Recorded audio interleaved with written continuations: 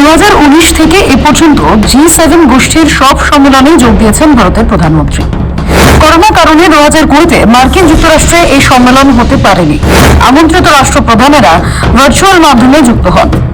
মোদির আগে মনমোহন সিংও নিয়ম করে G7 এর সম্মেলনগুলিতে যোগ দিয়েছেন।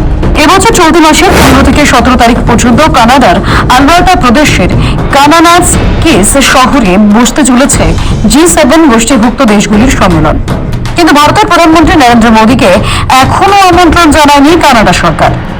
নয়াদিল্লির পররাষ্ট্র মন্ত্রকের খবর, বহু দেশের রাষ্ট্রপ্রধানদের আমন্ত্রণ জানিয়ে কানাডার নতুন প্রধানমন্ত্রী মার্ক কার্নি ফোন করেছেন, কিন্তু দিল্লিতে কোনো ফোন আসেনি।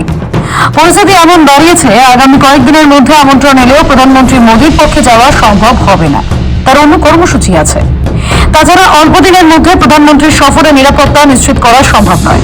গ্রুপ অফ 7 হল একটি আন্তঃসরকারি রাজনৈতিক ও অর্থনৈতিক ফোরাম। এটির সদস্য দেশ হল Canada, France, Germany, Italy, Japan, যুক্তরাজ্য এবং মার্কিন যুক্তরাষ্ট্র।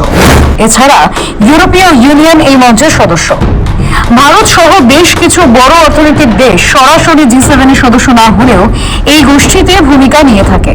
মার্কিন প্রেসিডেন্ট ডোনাল্ড ট্রাম্প চান ভারত, অস্ট্রেলিয়া, নিউজিল্যান্ড, ব্রাজিল, দক্ষিণ আফ্রিকাকে G7 এর সদস্য করা হোক। অথচ এবার যা পরিস্থিতি, তাতে কানাডায় ভারতের প্রধানমন্ত্রীর উপস্থিতি ছাড়াই সম্মেলন হতে যাচ্ছে। অবশ্য মার্কিন প্রেসিডেন্ট ডোনাল্ড ট্রাম্পের যোগদান নিয়েও সংশয় রয়েছে।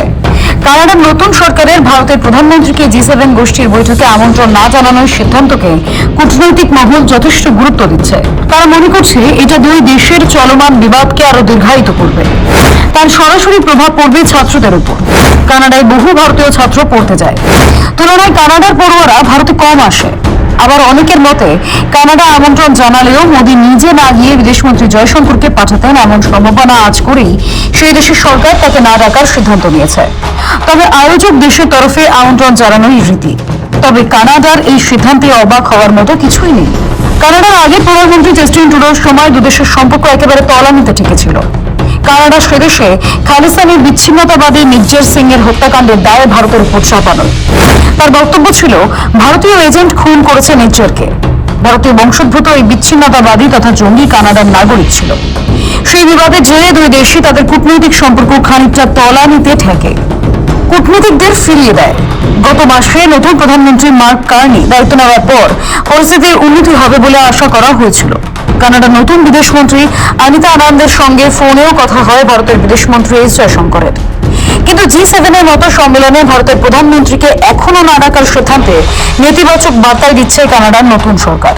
ঘটনা হলো, ট্রুডো ও কার্নি একই দলের। মনে করা হচ্ছে, পূর্বসূরির মতো কার্নিও নয়াদিল্লির সঙ্গে কূটনৈতিক সম্পর্কের শীতলতা কাটাতে আগ্রহী নন। ব্যুরো রিপোর্ট, সময়, কলকাতা।